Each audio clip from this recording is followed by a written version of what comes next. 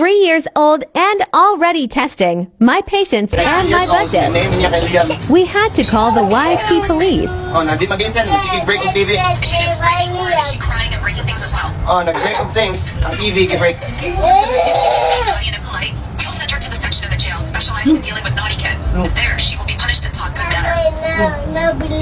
No, police. Stop. Kami ng police. We don't want to send the police your way, but if she is still misbehaving and not listening to you, No, don't talk to me. we'll have to call them so they can bring her in. Can you give me the address, please? Nayagan. Oh, the house ni Liam. House ni Liam, nayagan. Okay, I contacted the police officers and gave them the details. They will bring her to us, and most probably she will be transferred to the jail for naughty kids. No, jail for naughty kids. Pag-noti pa. Sige, pag-noti pa. Break things daw. Break things daw. Call us to cancel the operation, okay? Hi, this is 911 emergency. How can I help you today? Naibit kayo din. Kaya kayo. Mag-break of TV.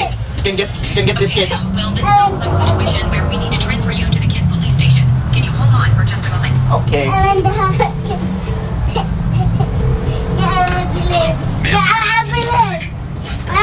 have a kid. Nag-break of TV. Can you get this kid? Kuhaan siya. Iyang name kasi Liam. No. Cry pa.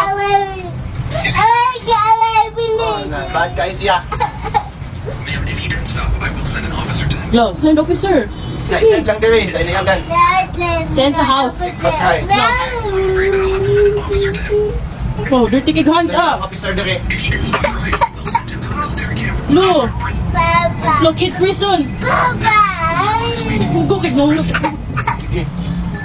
On the way na ang police. Is he stopping it, ma'am? Wala pa siya stop crying. Okay, ma'am, don't stop. If he says that he's a good kid. 3 years